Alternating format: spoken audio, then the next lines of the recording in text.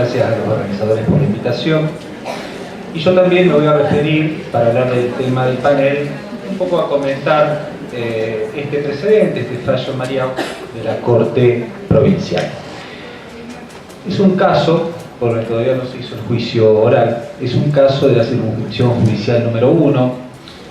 El imputado declaró en la audiencia de prisión preventiva en junio de 2014, previamente fue informado de sus derechos, hizo uso del derecho a declarar y el derecho a no contestar preguntas de la fiscal.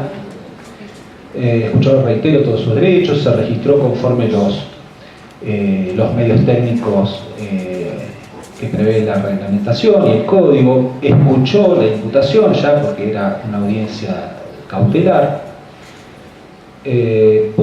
tenía asistencia técnica, pudo conferenciar previa y privadamente con su defensor y en esas circunstancias se produjo la declaración.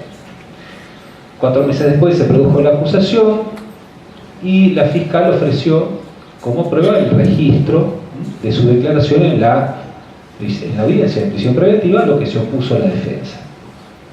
La resolución de primera instancia, que resuelve la audiencia preliminar, la admitió a la declaración previa del imputado en estas condiciones de validez como prueba documental. Esta fue la idea de la resolución de primera instancia.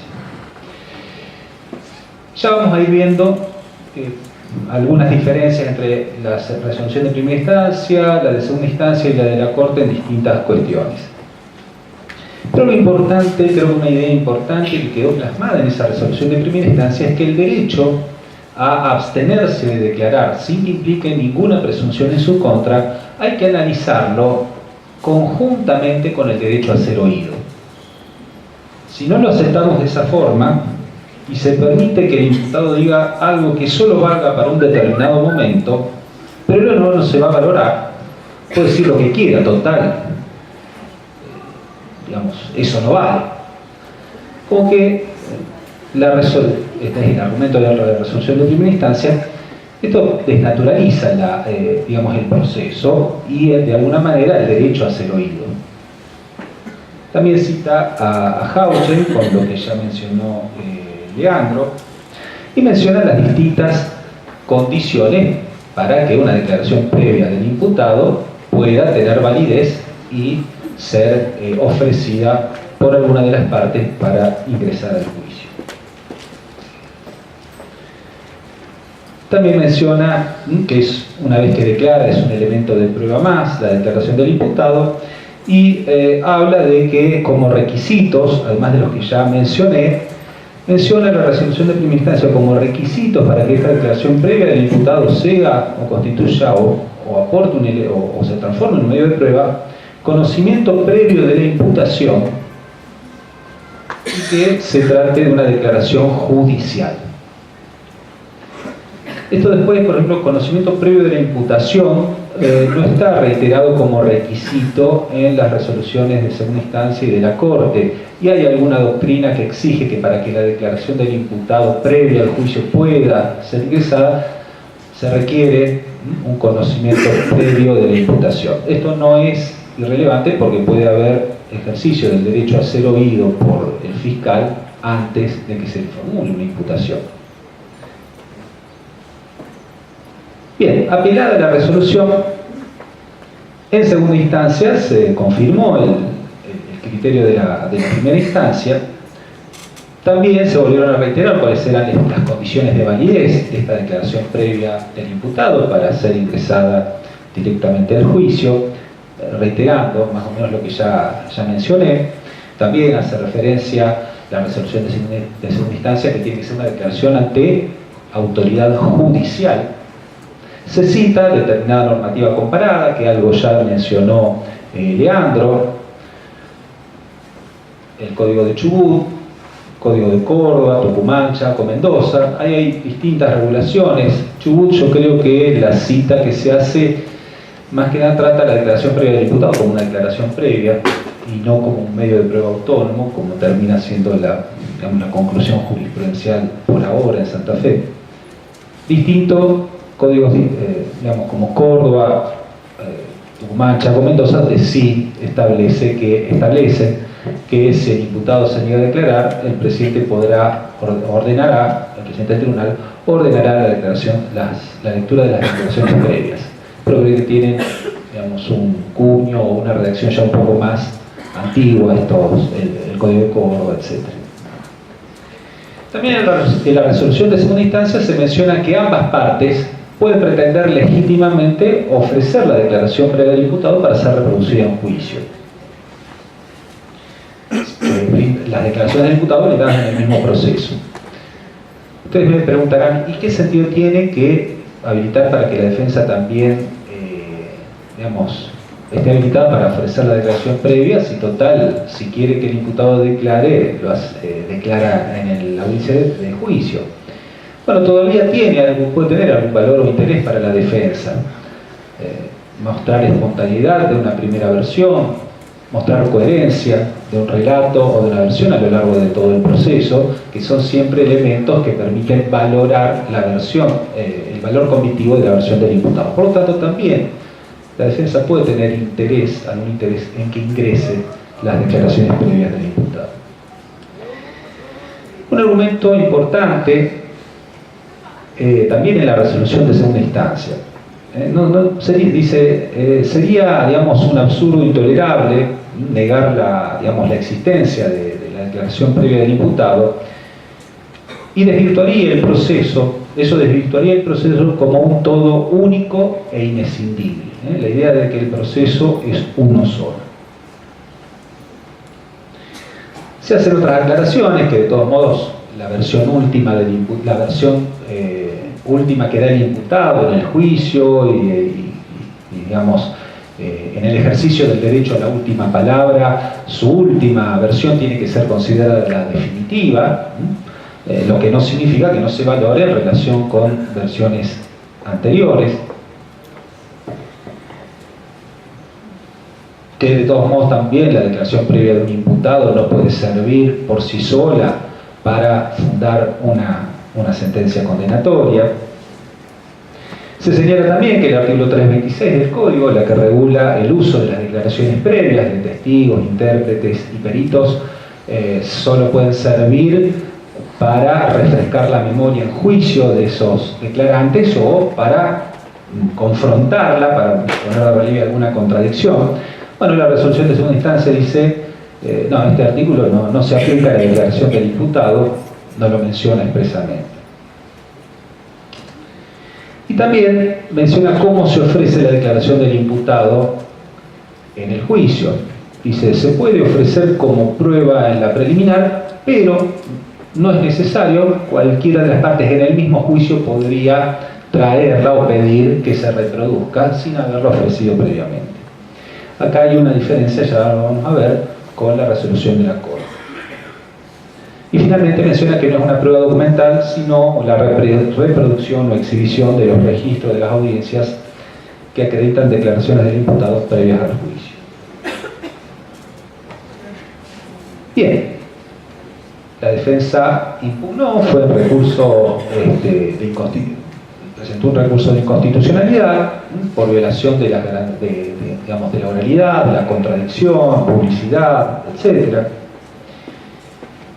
Acá Daniel Cuenca justamente hablaba de que uno de sus principales argumentos para rechazar esta posibilidad es la violación del contradictorio.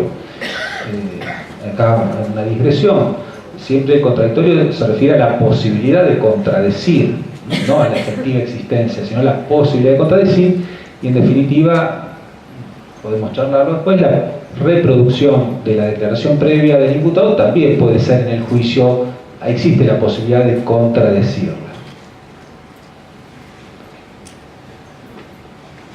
Bueno, la defensa alegaba que se violaba la garantía de no declarar contra la voluntad del imputado, se constriña a la defensa a desarrollar una determinada estrategia defensiva pensada en otro momento procesal, quizás. Se le dice que es un derecho, la declaración medio de defensa material, pero no tiene entidad probatoria. Insiste que el 326, el artículo 326 del Código se aplica a las declaraciones previas del imputado. dice que se está creando un medio de prueba no previsto legalmente. Y finalmente trata un argumento, dice que es absurdo que si un testigo no puede declarar en juicio, supongamos que un testigo que declaró, fue entrevistado en la IPP, no puede declarar en juicio, eso no habilita a reproducir su declaración previa, salvo anticipo de jurisdicción de prueba, obviamente, pero eso no habilita que no podamos llevar al testigo al juicio, que declaró previamente el IPP, no habilita que lo llevemos al juicio. Y si en cambio, si el imputado elige no declarar, su decisión de no declarar sí habilita la reproducción de manifestaciones anteriores. Acá creo que hay un argumento falaz, porque no es la decisión de declarar o abstenerse de declarar en juicio lo que determina la posibilidad de que la declaración previa del imputado ingrese al juicio.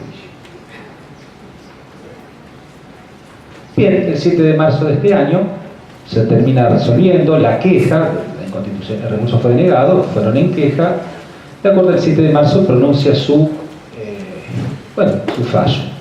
Es interesante porque si bien el tema del panel refiere a la declaración previa del imputado, hay otro criterio interesante que la Corte deja sentado en este fallo, y refiere a la impugnación de la denegatoria o la declaración de admisibilidad o inadmisibilidad de un medio probatorio en la audiencia preliminar.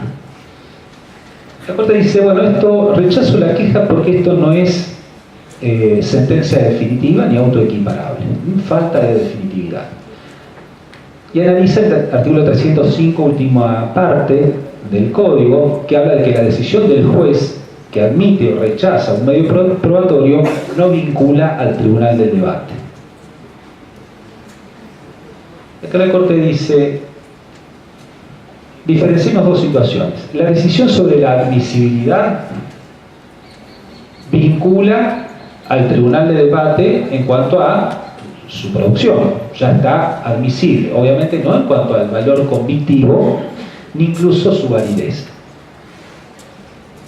En cambio, y por lo tanto, y no es sentencia definitiva, no habilitaría un recurso entonces extraordinario.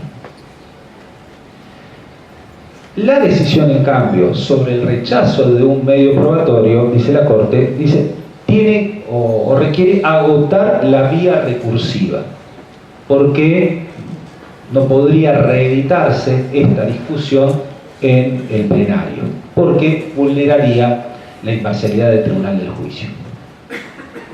Menciono esto entonces que María también sienta este criterio. Y además, la Corte, en su rol institucional, dice, bueno, y también me voy a pronunciar sobre esta otra cuestión de la declaración previa del imputado, si puedo no ingresar al juicio. Señala, bueno, el artículo 326 del Código Procesal Penal no incluye la declaración previa del imputado y tampoco debe extenderse, no corresponde extenderla. Habla también de algunas de las condiciones de validez de la declaración previa del imputado para que pueda ingresar al juicio. Y acá sí, como dice Daniel Cuenca, hay un matiz porque las resoluciones de primera y segunda instancia hablaban de la declaración previa del imputado ante autoridad judicial, que puede ser juez o fiscal, y acá la Corte habla de ante el juez de la IPP. Entonces, ahí marca la Corte, yo no sé si está sentando o no un criterio, porque en definitiva el caso concreto refería a una declaración en la audiencia de prisión preventiva, obviamente ante un juez. Entiendo que no hay justificativo, digamos, por los fundamentos por los cuales puede ingresar la declaración previa del imputado al juicio. No hay ningún fundamento para negar que también la declaración ante el fiscal en determinadas condiciones también pueda ingresar directamente al juicio, porque los fundamentos tienen que ver con el derecho a ser oído, con determinado estatus especial que reviste la declaración del imputado, y todo eso también se da en la declaración ante el fiscal. Otros argumentos de la Corte. La declaración del imputado tiene un estatus especial. Se analiza la normativa del Código, el derecho del imputado a pedir declarar en cualquier momento del IPP, a la necesidad de que esté siempre presente para su validez el abogado defensor. Como Leandro Martín señaló, se señala, por lo menos en la imputativa, certificado ante el juez, determinados requisitos en cuanto a su registración. Toda esta regulación hace entonces que la declaración previa del imputado tenga, dice la Corte, un estatus especial distinto de cualquier entrevista o declaración de otro de testigo, perito, etc. Y coincidiendo con lo que venían diciendo en primera y segunda instancia, dice, bueno, en definitiva, los dichos, la declaración del imputado reviste entidad probatoria. Pueden ser valorados tanto como elemento de cargo como de descargo. Y la considera la Corte un medio de prueba autónoma que hay que ofrecerlo en la instancia procesal oportuna, o sea, en la audiencia preliminar. Marcando aquí un matiz, reitero, con la resolución de segunda instancia. Lo que no quita, si no fue ofrecida la declaración previa del imputado como medio de prueba autónomo, que pueda ser usada ya en los términos del artículo 326, si el imputado declara, como para confrontar o refrescar la memoria. Hasta ahí entonces un comentario sobre la evolución o un poco digamos, que trasciende de María Oz. Declaraciones entonces previas del imputado.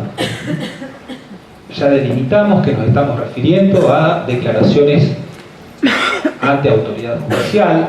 Estamos descartando entonces declaraciones del imputado en sede policial que puedan ser ingresadas al juicio como medio de prueba autónoma. Tampoco nos estamos refiriendo a las manifestaciones espontáneas de un imputado ante un testigo o en redes sociales, como Leandro recién mencionó.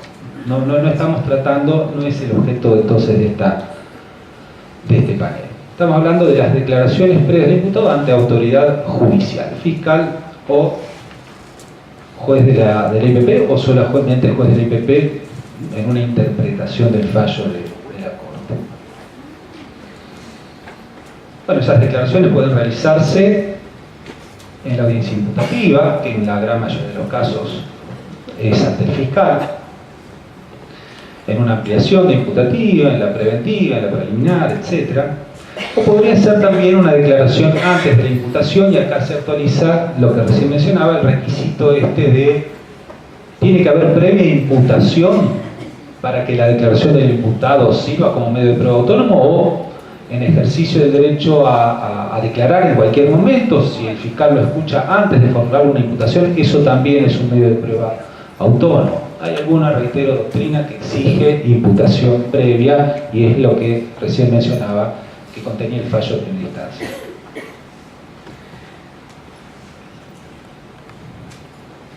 Otras consideraciones. El derecho a abstenerse a declarar sin que ello signifique ninguna presunción en su contra, sabemos que es un derecho actual, se ejerce sucesivamente a lo largo de todo el proceso.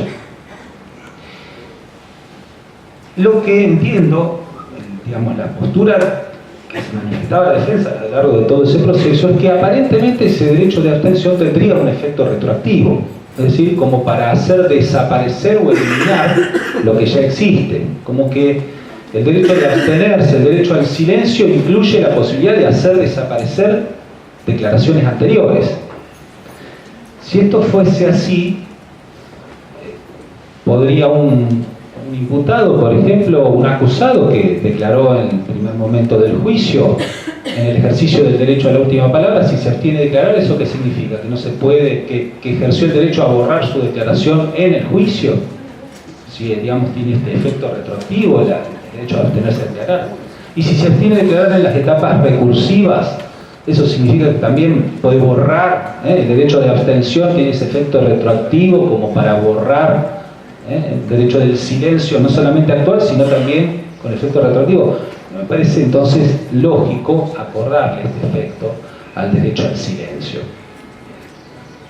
Tampoco entiendo que el uso de declaraciones previas del imputado en estas condiciones en el juicio tampoco sea el fundamento, digamos, del derecho, no toca la esencia del derecho a abstenerse de declarar sin que ello implique presunción en su contra, que es evitar que pueda constreñirse la voluntad del imputado para hacerle crear en la realidad algo que no existe.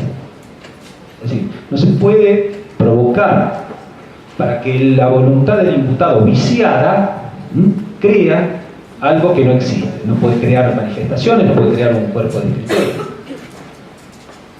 Pero acá realmente no estamos digamos, reproduciendo declaraciones previas del imputado en el juicio, no estamos provocando para que con su voluntad tenga que crear algo que no existe. Por lo tanto, reitero, no habría tampoco una objeción en ese sentido desde el punto de vista del derecho al silencio o el derecho a abstenerse a declarar sin que implique presunción en su contra. Y remarcar entonces este argumento: el derecho a ser oído del imputado implica el derecho a ser tomado en serio. Pero si no, que no tiene sentido reconocerle este derecho. Si en cualquier momento, bueno, que digas lo que quieras, total, en cualquier momento lo declara.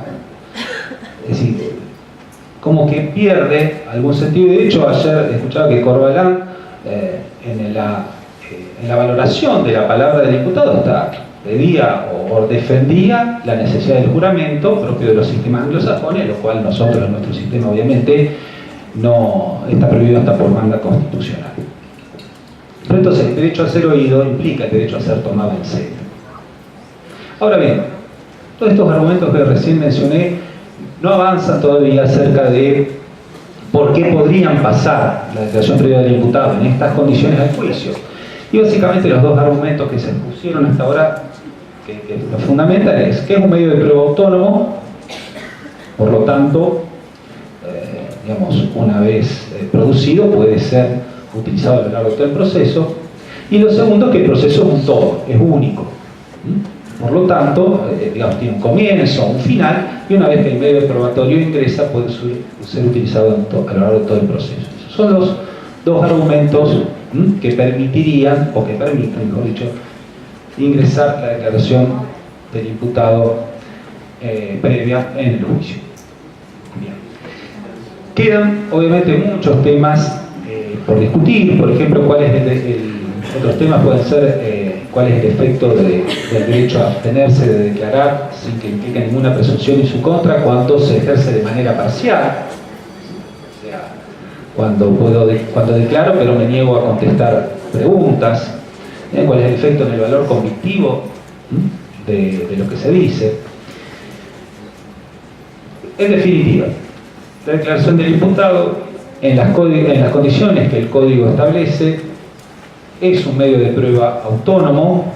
El principio de libertad probatoria que Leandro recién mencionó lo habilita, y como tal, una vez producido, se proyecta a lo largo de todo el proceso penal, entendido el proceso penal como un todo, como único.